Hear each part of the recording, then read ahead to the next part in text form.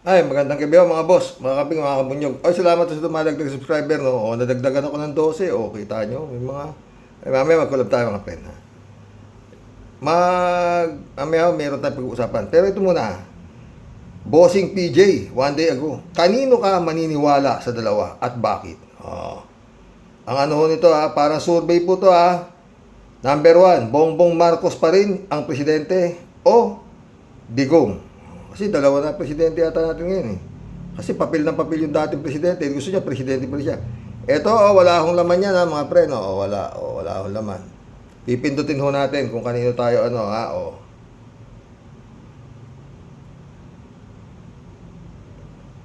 Ang lumabas ho dito, 97% si Bongbong.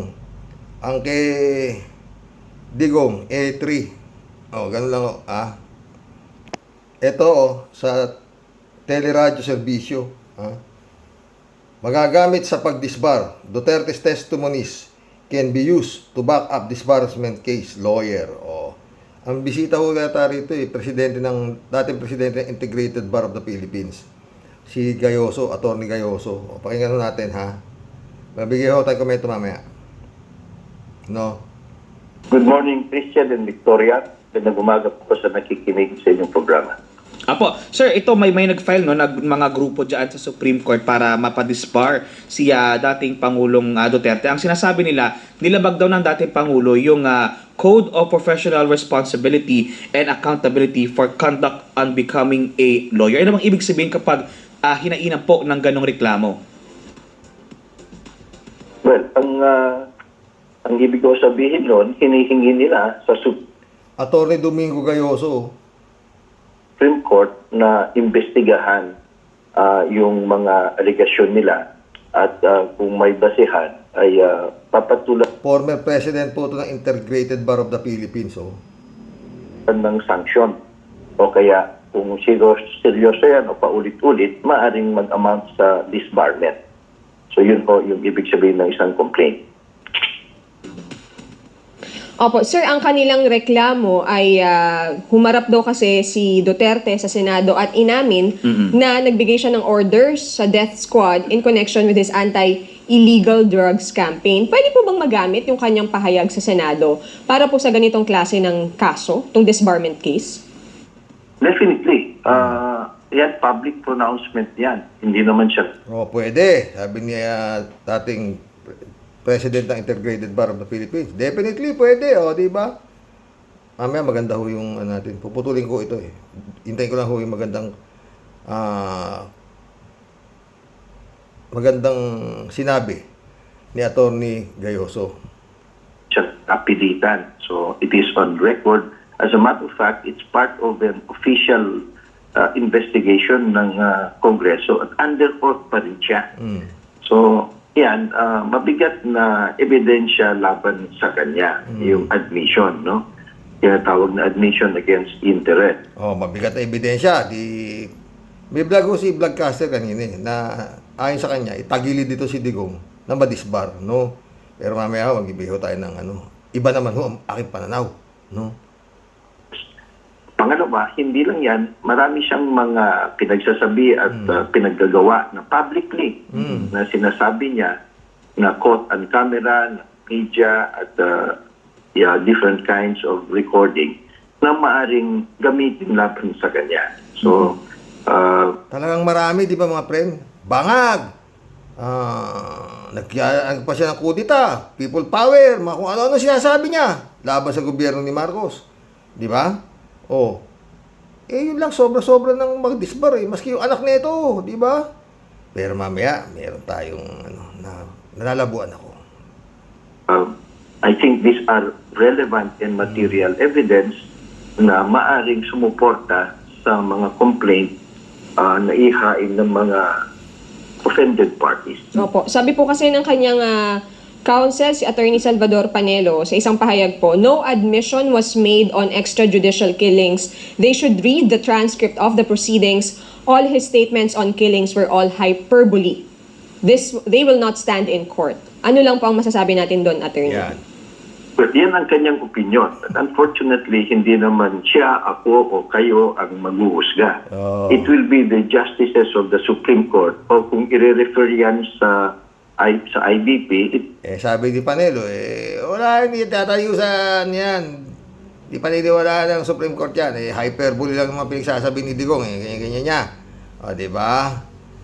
Sabi ni Gayoso, yun ang opinion niya. Hindi naman tayo mag-judge dyan, Supreme Court at saka yung Integrated Bar of the Philippines, di ba? O, para sinupalpal ni Gayoso, itong si Butike, ay si Panelo, no? O, tuloy. Pero, hindi gaganyan si Panelo ng walang pinanghahawakan, May mapasabi yung pinanghahawakan. it will be the National Board of Governors ng IBP who will be making that decision based on the recommendation or findings of fact, investigation ng Bar Discipline Commissioner. O in the case of the Supreme Court, kung sila na mismo ang gagawa ng investigation, it will be based on the findings of fact ng Bar Confidant. So it is for the Supreme Court to weigh whether or not hyperbole ba yan, at kung hyperbole man yan, yan ba ay nararapat, yan ba ay tama na ginagawa ng isang abogado, or would that be failure to abide by the provisions of the Code of Professional Responsibility and Accountability, and would it merit sanctions? At kung merong sanction, anong klaseng sanction ba yan? Kasi marami hong mga sanctions na ipapaloob dun sa ating fix.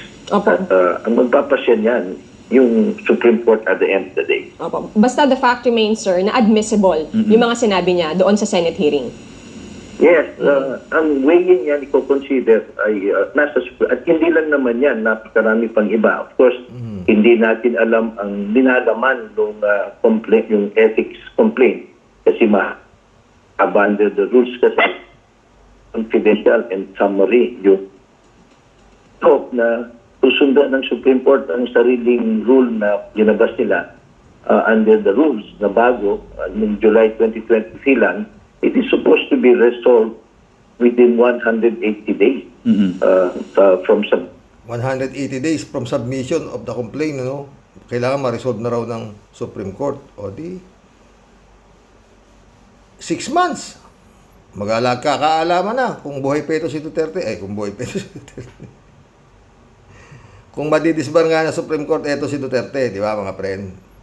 Tuloy. submission. So 6 months lang dapat yan. So hopefully ay mariresolve one way or the other rather than atagal pa at aabutin ng siyam-siyam. Opo. Pero yung mga ganyang kaso, attorney, na public on record naman yung mga pahayag ng dating Pangulo, wala bang kapangyarihan ang Supreme Court na parang mag-moto proprio yung magkukusa, or kailangan Ganda ng tanong ng host, no?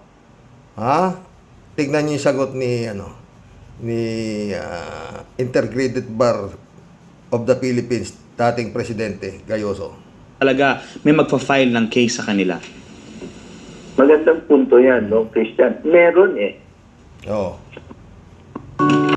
rules at yung old rules, yung top ethic namin noon at itong professional responsibility and accountability, yung Supreme Court by itself, motu proprio, can investigate. Yung IPP National Maski na walang nagsampa ng kaso, yan lang Supreme Court, motu proprio, can investigate kung karapat-dapat pa itong maging abogado. Abogado, itong halimaw na to, tsaka yung anak niyang halimaw. No? Pero, tingnan yung rason ni the ex-president ng Integrated Bar of the Philippines, National Board of Governors can also by itself initiate an investigation. Hindi na kinakailangang Magsampa pa ng kaso. hintay ng private offended party or private complainant. Lalong-lalo na kung yung ginagawa ng isang abogado, lantad na lantad sa publiko, sa pamayanan. O kaya, scandalous na. So, meron kailan pa ba ini-iskandalo nito si Duterte, si Marcos? Napakatagal na. Magmula yata nung naupo, Wala pa yatang 3 buwan, 4 na buwan, bago napatay si Ka Percy, di ba? Sinasabi na hindi na kailangang magkaroon ng oposisyon dahil nagtitirahan na sila. O, di ba? Ilan, kalahating termino na si Bongbong, wala pang ginagawa yung Supreme Court. Meron pala silang motu proprio power para mag-investigate.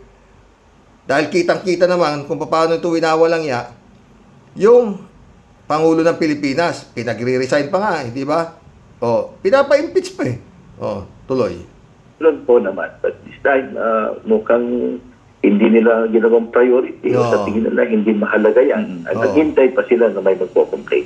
Ano kaya yung mga possible Hindi nila ginawang priority, naghihintay pa sila ng may magko-complain. Yan na lang tayo mga friend. Ha? Ibig sabihin mga boss, kaya itong si Duterte, siga-siga siya, untouchable siya. Ayon nga, yung mga nasa Supreme Court, karamihan dyan eh. Siya, bago siya lumayas, pinag-a-appoint yan justice na Supreme Court. May mga pinag-a-appoint siya dyan. Kagaya rin doon sa ombudsman, si Martires, in-appoint din niya bago siya lumayas. Uugot-ugot na yung Martires, matanda na, di ba? Mga matatanda na ina-appoint niya kasi yun nga kasi matatanda yata dito sa Pilipinas eh. Hindi na binibigyan ng accountability, di ba? Pag matanda ka na, kung hindi house arrest, hospital arrest, mga ganun, hindi na nakakaranas ng makulong. Oo, di ba? Kaya ito mga friend, kung darating man yung yung sinasabing wag tayong umasa, sabi ni ex-president ng IBP, Integrated Bar of the Philippines, 6 na buwan lang, magdidesisyon sila. Kasi they are given 180 days to resolve. No? Ha? Sabi ni Gayoso, hindi yata pinag-ukulan ng pansin ng Supreme Court. Ito si Duterte dahil para sa kanila, hindi raw parang hindi mahalaga whatsoever, ganyan, no? Kaya, ako 50-50 ho yan. Ha? Parang kagaya din nung sinampa ng kaso ni Franz Castro na grave threat, dismiss agad. Oo. Ha? Yung natin Yoko asa. Kasi, merong motu proprio, sabi na ng motu proprio power tong si Supreme Court para imbestigahan itong mga pagagawa na itong mga halimaw na to sa gobyerno ni Marcos hindi nila ginawa, nag-intay pa sila ng magpapile ng disbarment case, di ba? Pero kay Toto Kausing, disbar. Kay Gadon, disbar. Mas masahol kay Gadon itong mag-ama na to, di ba? Wala sinabi si Gadon na pupugutan niya ulong presidente. Maski si Toto Kausing. Pero hindi pinag-ukulan ng pansin ng Supreme Court. Nagantay pa sila na magrereklamo dito sa mga limaw, no? Mga boss, ha? Yan ang problema dyan, mga friend. Kaya to si anak ng halimaw na si Sara, magsampay nga kayo ng kaso, doon kayo sasagutin sa korte, ha? Ang dami niyang abogado. Siyempre, yung tag dito, plunder, whatsoever, aakyat sa Supreme Court yan, di ba? Di ba? Supreme Court. Hindi pinag-aaksaya ng panahon ng Supreme Court ang Duterte. Pwede nilang mag-imbestiga dyan sa mga halimaw, hindi sila nag-imbestiga dahil hindi raw nila pinag-uukulan ng pansin at baka raw maraming trabaho ang Supreme Court. Mga boss, kayo ba? Yan, tanong mga ka-warriors, sa tansya nyo, madidisbar kaya ito?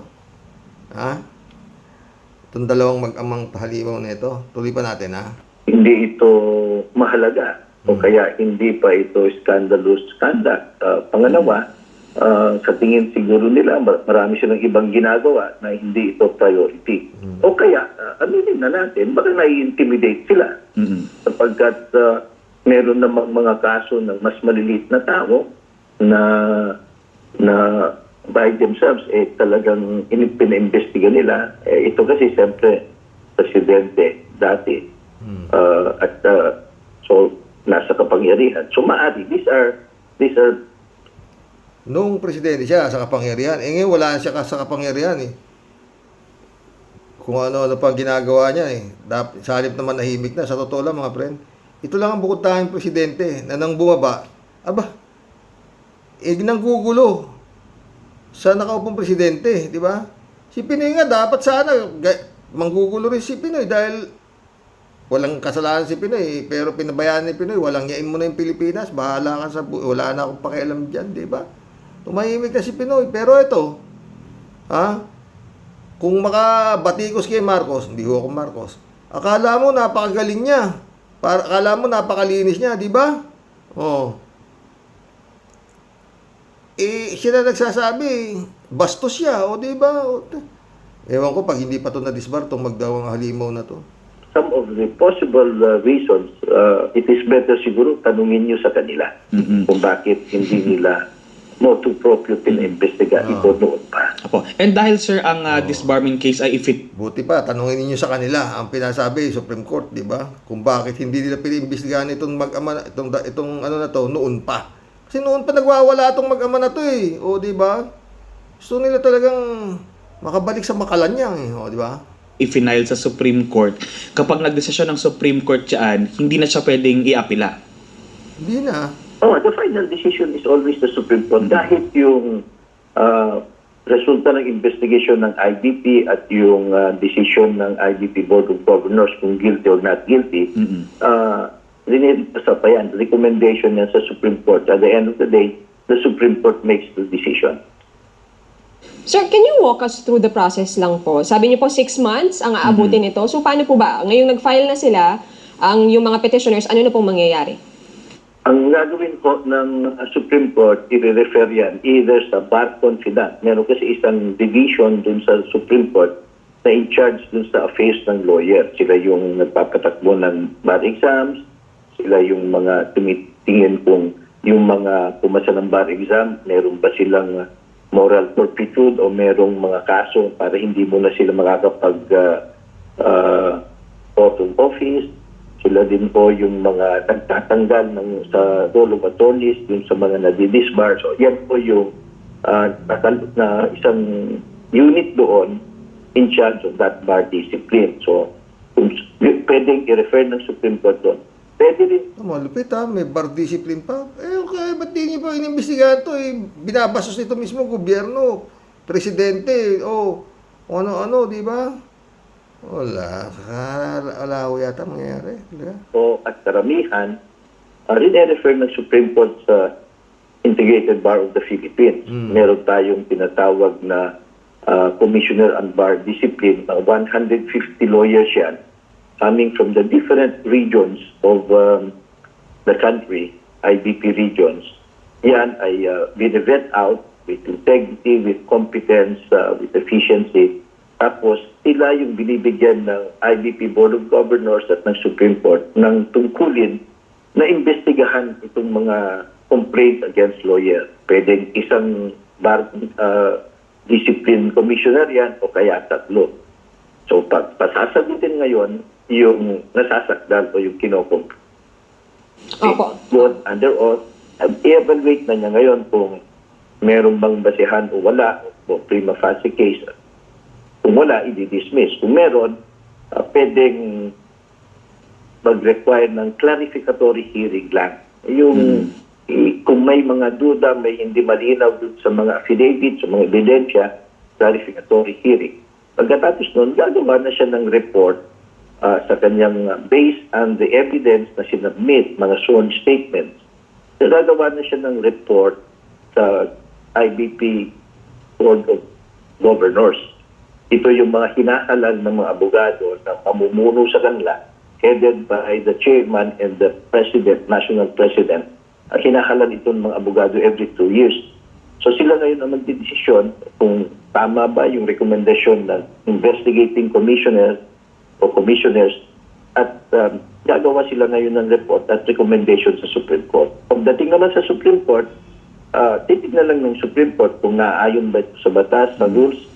At ang required na evidence lang dito, hindi proof beyond reasonable doubt. It's not even which is required sa criminal case o kaya preponderance of evidence required sa civil case. Substantial evidence lang ang kinakailangan. So, mababang level. So, substantial evidence lang, any relevant evidence sufficient for a reasonable mind to occlusion. So, madali lang. Kaya nga, yung proseso, summary. Ibig sabihin, hindi ho kaso sa korte. Kaya nga, 180 days lang yung binigay sa rules para ma-resolve ito. So, once na nagawa ko ito, titignan ng Supreme Court, titignan din kung yung pinataw na prusa, ayon dun sa scale of offenses, whether it is serious, less serious, or light offenses, at yung parusa. So, Supreme Court nito at saka nung IBP Board of Governors, kasi nga, naiibang klaseng kaso ito eh. So, pag naglabas ng desisyon ng Supreme Court, yun na po yun. Final na yun. Kasi nga, Supreme Court naman en banc ito. So, ganun po dapat kabilis. Summary in nature. Malinaw yan sa rules. May definite timetable. But unfortunately, based on our experience, yung nakita natin nung nakaupo tayo bilang national president, marami kong mga kaso na tumatagal, inaabot ng siyam-siyam. In a way that siguro nurtured yung kultura na impunity ba, may mga nakakalusot. Kaya lumalala ko minsan yung lack of ethical conduct. Opo. Diyan muna tayo, attorney, abangan natin kung talagang magpo-prosper itong disbarment case ito. Attorney, maraming salamat. Yun mabigat. Bandang huli, may sinabi si attorney na mayroong nakakalusot. Baka isa ito sa lulusot. Sa mga tuwid mga friend. Pag lumusot yan, hindi si Bongbong ang pinagsisilbihan nito Supreme Court na to. Bilang Pangulo ka. Si Duterte. Di ba mga friend? Abangan natin, 6 na buwan. Yun kung buhay pa si Digong. Pero, kung buhay pa. Pero si Sara Duterte, buhay na buhay yan. Sabay, si Digong, alam mo, sa kasabihan tayo, yung masamanda mo, matagal mamatay. Di ba? Gaya tong mag-ama na to, baka takot si Satanas dito, kaya matagal kukunin to. Di ba? Gaya to si Sara Duterte, dinidiktaran na siya siya magiging presidente ng impyerno. Di ba? Si Digong naman minumura yung Diyos. Sabi nga si Satanas takot sa Diyos Hindi niya minumura Diyos. Pero si Duterte, minumura niya Diyos. Stupid God, sabi niya, di ba? Kaya takot si Satanas siguro dyan. Baka matagal pa buhay niya, Bongbong. Kung yan ang inaantay mo, ibigay mo na yan sa ICC. Librado Ludovico, shout out. Good morning, Karox, and to all warriors watching from Edmonton, Alberta, Canada. God bless po. Stay safe and healthy, Karox. Sa mga nangyayari sa bansang Pilipinas, tanging ang Panginoong Hesus na lang tayo manangan. Wala namang nalilingid sa Kanya. Yang mga ulupong, mandarambong, ganid, hid-hid na mga opisyalis ng bansa, alam niyang lahat yan. Totoo yan. Kalati Baya, shout out.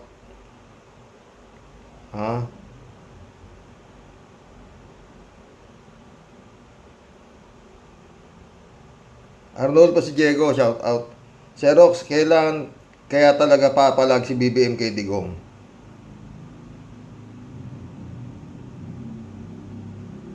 Kung Justice Carpio, ginagago lang din ni Digong, di ba? Hindi naman pumapalag, di ba? Ito na Supreme Court, nakita mo naman, meron pala silang moto proprio power para wala rin pumapalag. Mukhang si Digong nga ang may hawak pa rin ng kanyang itlog. Odelia Alpilor, shout out. Nagulat ako sa balita na yan kay Hilbert Bautista Xerox. Ano ang nasa likod na yan? Kawawa naman pag totoo yan, Xerox. Salamat sir, ingat po, and God bless po. God bless, Odelia. Totoo yan, matagal na yan Ang tagal, ilang taon din, 2019, 2025, tsaka nagdesisyon ng Sandigan Bayan, di ba? Tama po kayo, Sir Rox. Wala kasing sama ang Duterte taning na yan, sir. Kapal ng apog, ewan, sir, bakit ganyan ang tao na yan? Lahat sinakop na lahat ng kasamaan. Maaga siyang nagising. nung naghulog ng kasamaan si Satanas. Marami siyang nakuha. Erlinda Aquino. Kuya, kaya nahatulan sila Hilbert dahil identified siyang dilawan. Oo, ganun. Ibig sabihin, politika pa rin, ha? Hindi. Mahina siya magnakaw. Kuya, kaya nga kuya, no, nakakawalang gana ng bumoto. Yun talaga. Ted, shout out. Ito namang si Panelong Butiki, kung anong liit ng katawan, kaya niyang lunukin ang itlog ng dragon. Ganyan itong kung lumunok ng malaking kasinungalingan. O, ito. Ted ulit, Ted. Oh. Shout out, Ted. Tama ka, Karoke. Ang magnanakaw ay kapatid na kasinungalingan. Kaya pala si Digong at BBM parang magkapatid. Parang magkapatid lang. Parang pinagbiyak na puwet.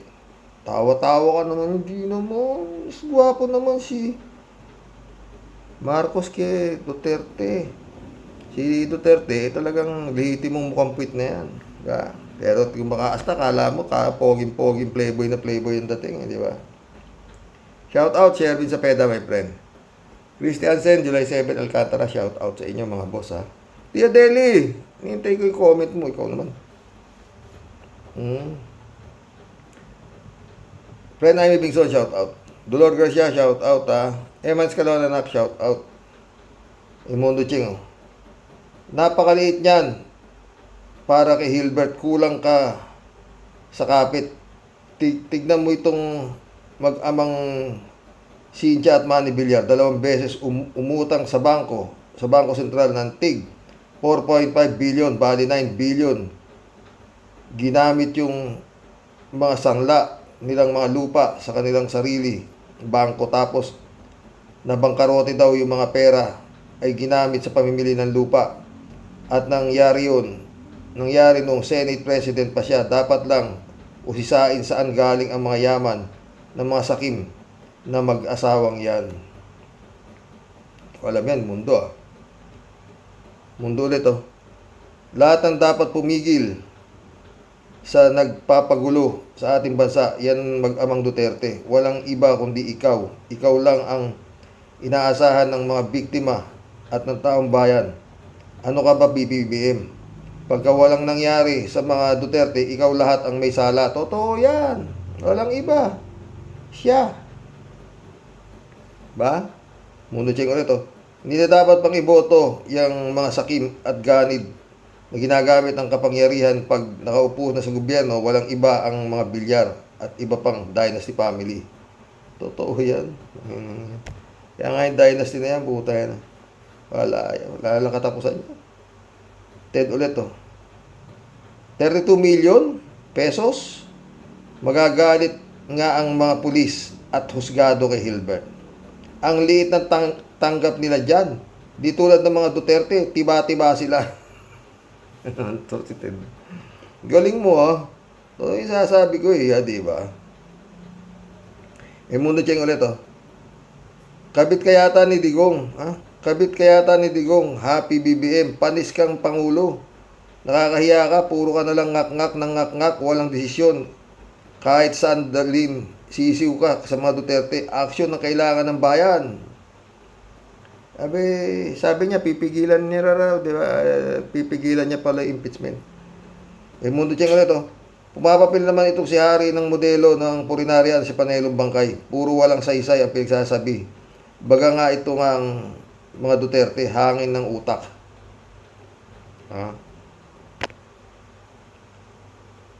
David Alimindoa, shout out. Good evening po, Karox. Kung magsalita nga po ito si Digong nyo, para bang napakaayos ang administrasyon niya noon at walang bahid ng korupsyon.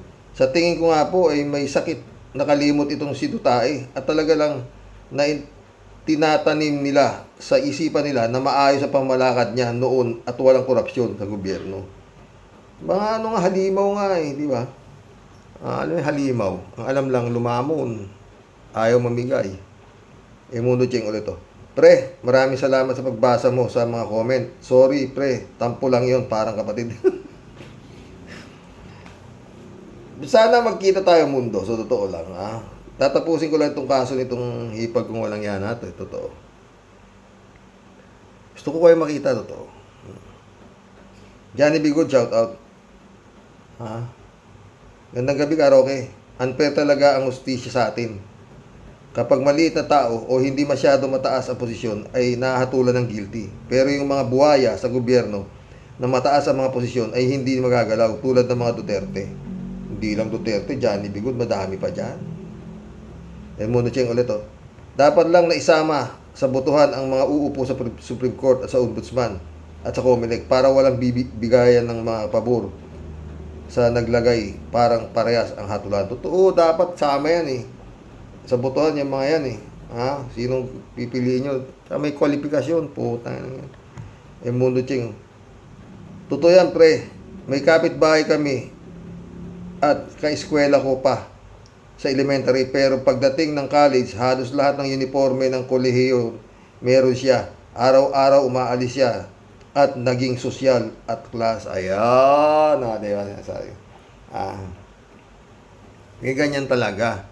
Nagpapanggap na estudyante, lalo yung mga mukhang bata, o diba? Alam mo yung mga hayok sa laman, ang hinahanap niyan, yung mga virgin, estudyante, mahal ang marami na politiko dyan eh.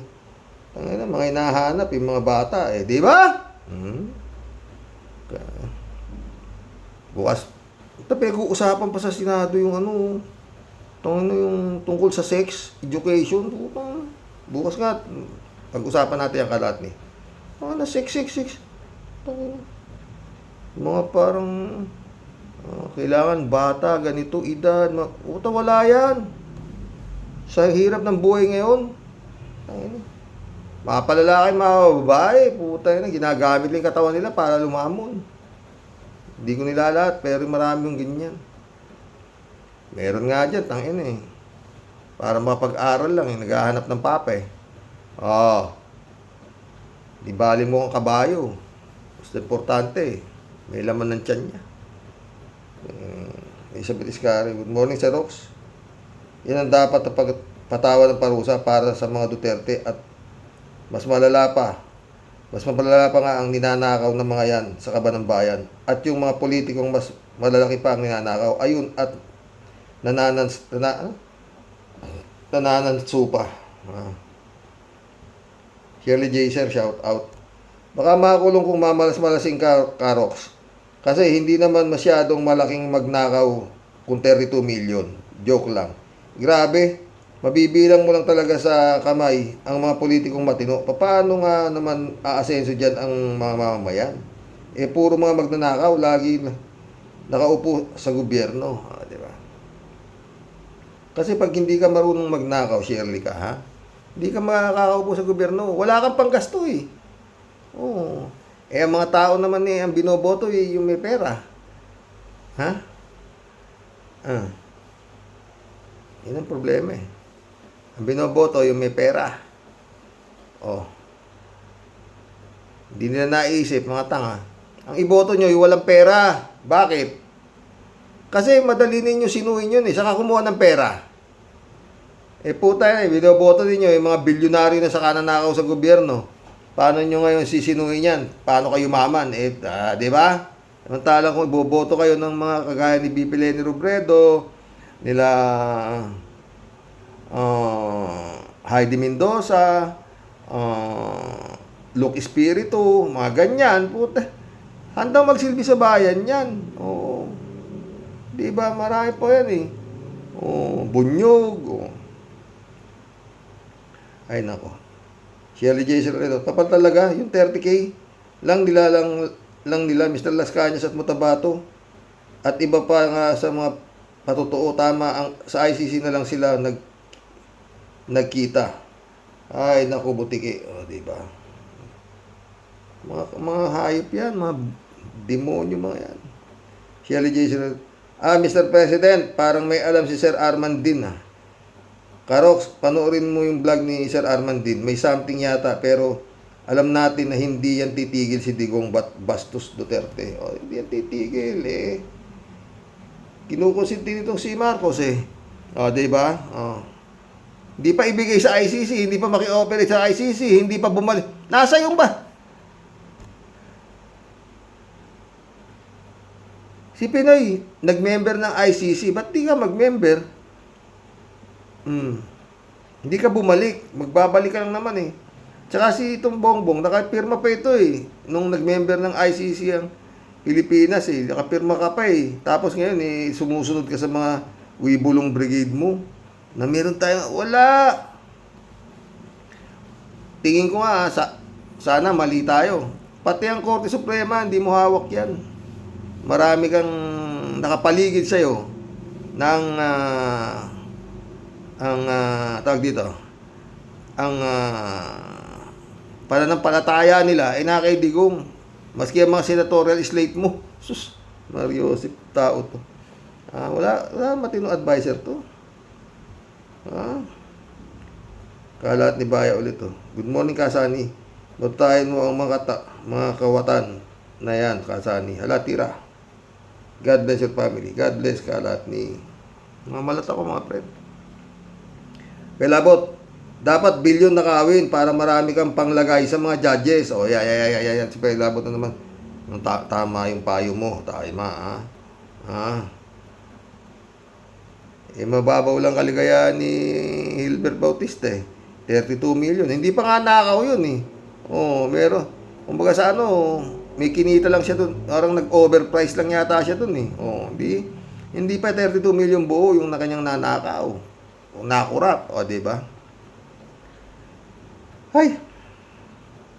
Rogelio Asuncion, Karok, sobra liit kasi nang naitabi ni Mayor kaya guilty. Kung nilakihan na niya, di sana walang sabit. Karoks, kapag puno na ang salop, Diyos na kakalos. Nakakainip man, pero konting tiyaga lang at makakamtan din ng sambayan ng Pilipino.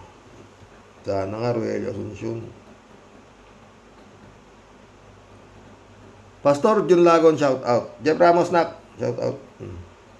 Chupista Bunao ulit Good morning po kuya at sa mga ka-warriors. Hilbert, kung magnakaw ka, bilyon o trilyon para may pang under the table ka. Hina mo kasi, tingnan mo. Ang iba, bilyon trilyon. O di ba sila pa ang matatapang, ay buhay.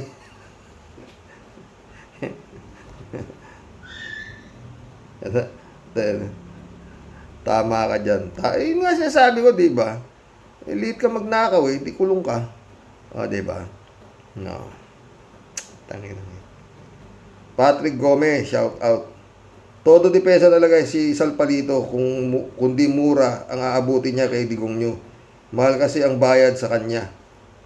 Di ba? Ewan ko kay Bongbong, no? Ano kaya iniintay ni Bongbong? Napakasimple.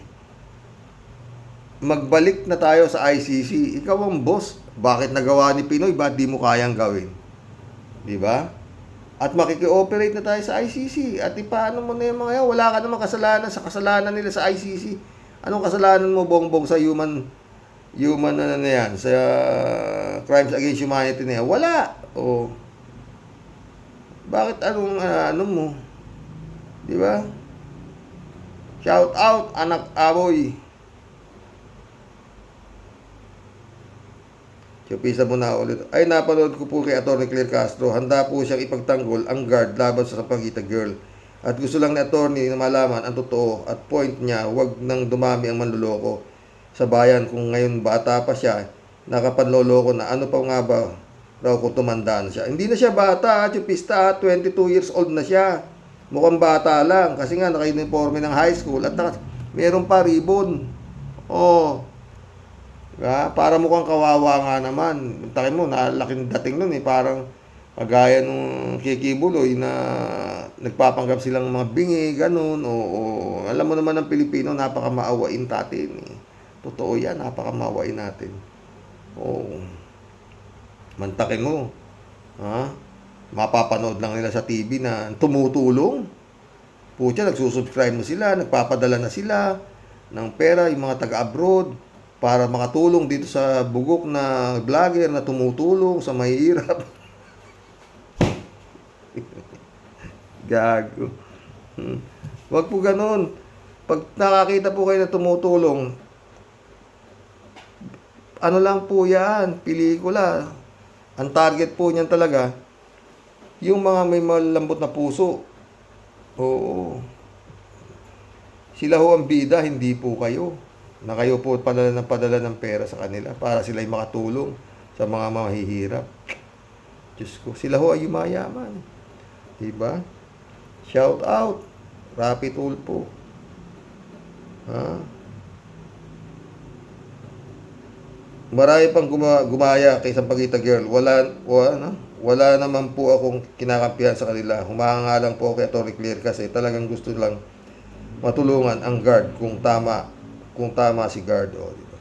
Mabait yung Atty. Claire Castro. Bukod sa mabait, matapang. Ha? Sinasama ko nga yan sa dasal ko si Atty. Claire, sa totoo lang. Isa yan. Kasi malupit din malupit din kung tumira, tsaka talagang hihimayin niya. Ito yung ginawa niya kay Rapi Tulfo tsaka kay Erwin Tulfo, no? Oo. Pero maliwanag ang boses ni Atty. Claire, no? Pero pag binatikos kanya, sa bagay, sa tama lang siya di ba? Jane L, shout out. Si Rox, kahit makulit pa kahit makulit pa, sa dilang makulit siya sa Sampaguita Girl, si security guard ang authority. Bawal hawakan ni salingin ang bata kasi child abuse agad-agad sasabihin ng tao. Jane, hindi bata ha. Hindi na siya bata, 22 years old na siya. Huwag din verbal abuse, makakasuhan din ang security guard. Siya nga minura raw kaya na yung security guard Kasi talagang di maiwasan ng security guard pwedeng ma-report ang SG sa mas mataas sa kanya. Yun ang proper way to handle the situation. Always protect yourself sa mapanirang comment ng mga tao na di alam ang buong istorya. Lagi natin isipin na lahat ngayon ay naka-record. Naka-record na, nasa SOCMED na. Totoo yan. Yun ang pagkakamali niya. Dapat sana Neng, huwag ka naman dyan. Malumanay na di ba? Kaso siguro, baka kung ganun, biglang minura siya. Anong pakialam mo, hindi sa'yo ba ito? Baka ganun sumagot Mukhang tulisan yung bata di ba? Mukhang talagang naghampas ang hampas. Talagang hindi aatras di ba? Mukhang batang kalye Alam mo yung mga ganyan, mga matatapang yan. Oo, matatapang talaga yan. Mga batang labas. Temari Bernardo, shoutout. Ang bigat naman ng desisyon kay Hilbert Bautista. Sa ibang politiko hanggang ngayon namamayagpag sa sa yabang tulad ng mga Duterte. Di ba? Cassandra Daisy, shoutout ha. God bless ang lady judge na magpapakulong kay Hilbert Bautista. Parehong honorable judge na gustong ikulong si Rebilla. Pero mas maraming corrupt na judges ang bumoto na walang sala si Rebilla pero gustong ipasauli ang 125 million sa mga Pilipino. Ano yon mga ibang judges?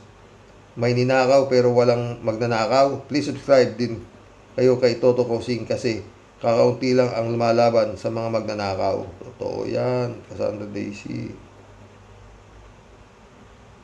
Cassandra Daisy ulit Sabi ni Ogie Diaz, sa nangyari sa Sampaguita Girl ay dala ng kahirapan. And I agree. Kung may maayos lang na trabaho ang bansa natin, walang ganitong scammer. Namamalimos siya at nagtitinda sa Sampaguita. Buti at hindi nagnanakaw o nangaagaw ng bag. Mas magalit tayo kung nakahubad ang kabataan at walang uniform. Totoo yan. Sandra Daisy ulit Agree ako kay Kawarrior na ang security guard has more maturity and should be trained how to handle this kind of situation. Tayo lang sa Pilipinas ang mga hahawak ng baril, ang mga security, mall at Asian countries. Sana tumawag ang security ng katim niya to escalate the situation. Diba? Totoo. Sandra Daisy ulit Buti yung Sampaguita Girl ay dala nag-aaral scholar siya pero hindi kasama ang baon. She's not perfect like us. So, Mga gustong tumulong, help her finish her schooling para sa ibang bansa na lang siya magtrabaho para mas malaki ang kikitain niya. But the guard should not be fired either. Give him a chance. O, diba? Dami pa nang nagka-interest niya sa Sampaguita Girl na yan. Hindi ko gustong gawin topic yan eh. Totoo. Pero si Jane Labay na eh. Binanggit niya. Kaya nakisangkay na ako. Oo. 100 days ulit oh. Kay Tulfo kayo magalit. Dahil big scammer siya. Tapos gusto pang maging senador. Para maka-scam pa more. Ang galit kay Tulfo to si Cassandra Daisy. Parang si Atty. Libayan din. Eh, sino naman kasi matutuwa sa Tulfo? Ang daming bumili dyan. Diyos ko, ewan ko sa inyo. Tao. Kaya nagkakaleche-leche itong bansa natin. Ha? Yung katangahan eh, ha? Sana yung kay Kibuloy. Sino paniwalaan ninyo si Kibuloy? Oo. Shout out. Comelec Garcia. Siya rin ito naniniwala kay Kibuloy. Oo. Kalahin mo, pinatakbo mo senador yan. Sabihin, naniniwala ka na. May gagawin yan pag naging senador yan. Ha? Kasi both Sampaguita Girl and Guard are both victims of poverty and poor training. Dapat ang mga mambabatas natin gumawa ng batas na may tamang training, lahat ng security, at more jobs for parents. Support ninyo ang Sampaguita business nila. DSWD, do your job. At hindi kakaunting ayuda lang. Binigyan na, Cassandra, pinuntahan. Binigyan ng 20,000. Oo. Ang problema dyan, baka maraming gumaya kay Sampaguita Girl. Ha? Kakapera ka pala eh. Di ba? Kukuha ng video. Ha? Manggulo ka, mang-away ka ng gwardiya. Pero inuulit ko, sobra naman kayo exaggerated. Over, naman kayo. Yung pagkakasipa naman ng gwardiya, hindi naman talaga parang lang. Kung talaga sinipa yun, di bumaliktad yun. Di ba? Sobra nyo naman kinundim yung gwardiya, sa totoo lang, no? Oh, siya na nga napaghampas eh. Oh, nung Sampaguita Girl, di ba? Paghampas siya ng paghampas. Minura-mura pa yata eh. Oh, di ba? Kaya nakuhang nagalit yung gwardiya eh. Hindi naman talaga sipa eh. Napanood ko parang pinitik lang niya ganyan eh.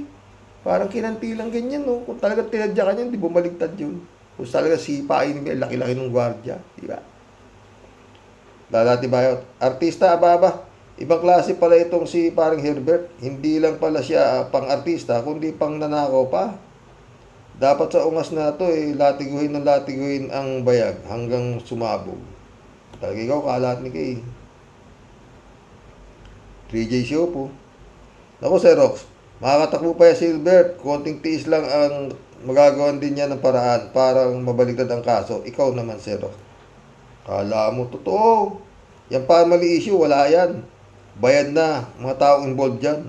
Wala nang magrereklamo. Kung meron man, bayad ang hukom dyan at magbibigay lang ng final judgment. Ang halagang $1, ayos na. Mabi mo pa. Ay nako, Pilipinas. Mundo Cheng ulit oh. Lahat ng mga ibinenta o pinagbili ni Digong sa China ay baliwala. Yun dahil hindi lang si Digong ang nagmamay-ari ng Pilipinas. Yan ay pag-aari ng 115 million Pilipinos at walang batas na pag pinagbili ng Pangulo ang kapiraso ng bansa ay okay na sa kanya, atin pa rin at kakasuhan si Digong ng China at ganun din tayo kung hindi malalagyan ng mga mambabatas. Harry Mulya, mga Judge Supreme Court, ikaw naman, para kang bago ng bago sa Pilipinas, my friend. Ha? 3J Shop na naman. Ngayon ko lang talaga napagtanto, Sir Rox. Ha? Na si Digong ay isa palang alien. Kaya pala hindi natin maintindihan kung magsalita. Aba, kailangan talagang may taga-interpret ng bawat mamumutawi sa bibig ni Digong. Ayan ang kanyang mga interpreters. Number 1, siyempre si Panelo. Number 2, si Harry Roque. Number 3, sino pa kundi yung magiging presidente daw ng 2028. Ayon kay Panelo, walang iba kundi si Robin Hood. Nanang ko po. Kaya bawat magsalita si Digong, wag muna kayong maniwala kasi kailangan pang isalin ang salitang Tagalog para maunawaan ng lahat. Ay, pastilan good. Yun. Ano ba yung pastilan good? Oh, talaga. Spanish ba yun? Parang Ilocano yun, Kalati sumagot. At bakit naman, Aber?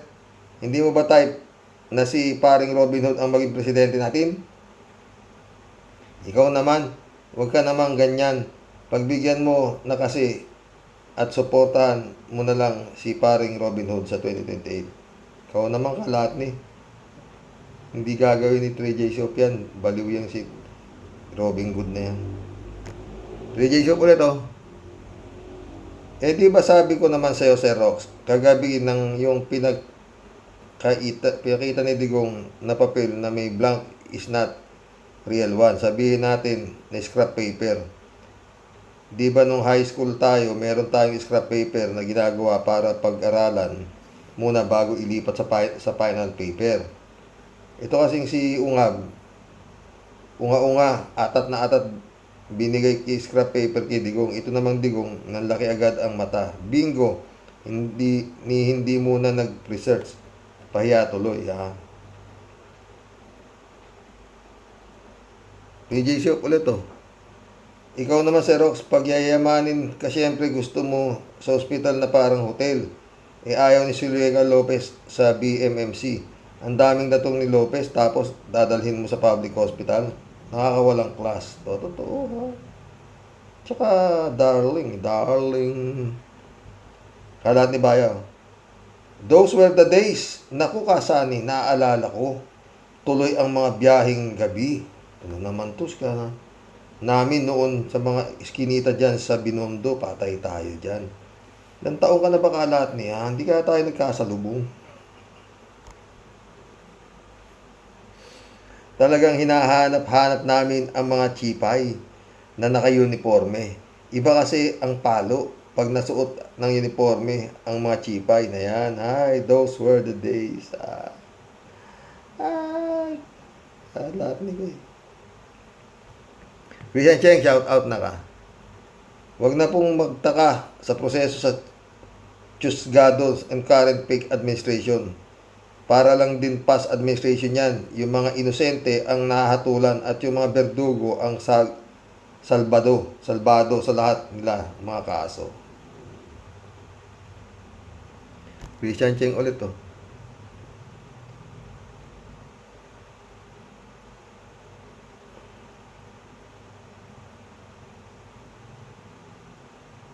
Pwede po, Tyrox, mas may punto ka po. Maaring mema lang na nahatulang guilty si Gilbert Bautista para lang paniwalain ng taong bayan na functional ang justice system ng Pilipinas na sa time ni Duterte at current fake administration. Inutil pagkauri nila. Salbado ka pag matino ka. Huyo ka, malas mo lang. Christian Cheng ulit Para lang din pong baga kung nangyari kay Bong Navarro, hinatulang guilty, pero si inosente naman. Pinersonal lang ng may galit sa kanya. Bandang huli, nanaig pa rin ang maigi, di ba? Christian Cheng ulit At yan naman pong hanggang ngayon, sabuyan ng kanilang mga mababantot na amoy, Duterte ng Mark Cruz. Sabi ko nga po, same lang po sila ng mga bulaan. Ay, Tyrox, di na po dapat pangsiraan ng Malacanang. Dati pa pong matagal na silang sira. Ito namang si Digong, nananalamin lang siya sa Marcos administration. Silang mga Duterte ng Marcos ang dapat ma-impeach. Talaga lang. Alan Santiago, welcome to the club. Dapat talaga mabibinakawin. Dapat talaga pinakamababang nakawin 125 million para walang kulong. Yun, sabi ko, di ba? Mahina talaga ito si Roderick eh. Roderick. Gilbert. Alan ulit oh. Wala nang pag-asa kay Marcos, takot na takot sa mga Duterte. Ano kaya ang lihim nila at takot na takot sa mga Duterte? Hindi lang naman si Marcos eh. Tignan mo, pati Supreme Court, meron pala silang moto proprio power to investigate, pero hindi sila nag-investigate, di ba? Maril Pabianak, shout out ha. Good day po tayo sa mga kawaryos. Naway magsilbing aral sa mga nasa gobyerno na maging tapat sila sa katungkulin, sinumpaan nila. Kawawa ang taong bayan sa ginagawa nilang pagnanakaw sa kaban ng bayan. Okay, nasintensyahan sila pero dahil mapera, kadalasan nalulusutan pa din nila ang pagkakasala. God bless us po tayo at sa mga kawarriors. God bless mga Relo Castro. Totoo yan. Mary Ruiz, welcome to the club. Philippine, dirty politics, dirty politician only after the money to graft and corruption. Totoo yan, Mary Ruiz ha. Mission accomplished mga boss. Manabot na rin tayo isang oras. Hanggang bukas pumuli. Pipila na naman ako sa ospital bukas mga friend. Maaga kami ng misis ko. God bless po. Hanggang bukas. Mga boss. Magbigay ko kayo ng komento kung tama ako ang pakiramdam ninyo. Tama ba ako?